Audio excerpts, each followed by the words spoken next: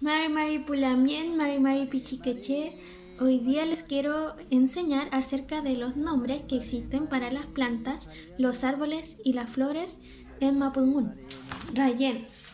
Rayen es flor y se encuentra en muchos de los árboles que les voy a mostrar.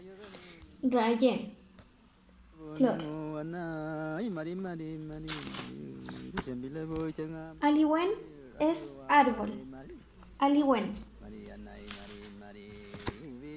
Acá tenemos el folle, el canelo. Así son sus hojas.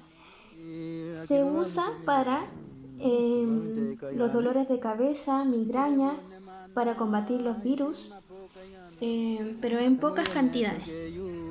Acá tenemos la manzanilla, que está llena de rayen, flores. Este es una especie de arbusto que sirve, nosotros lo usamos principalmente para los enfriamientos. En el caso de las mujeres que sufren mucho de enfriamiento, esto es muy bueno tomarlo en infusión. Acá tenemos el natre, también con rayen moradas. Este arbolito nos ha ayudado a combatir los distintos virus que han llegado a nuestro territorio mapuche, al Gualmapu. Es especial para bajar la fiebre. Este es el natre.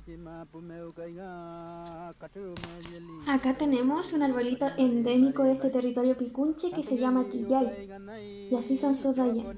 También sirve mucho para las vías pulmonares, para despejar. También se usa la corteza de quillay.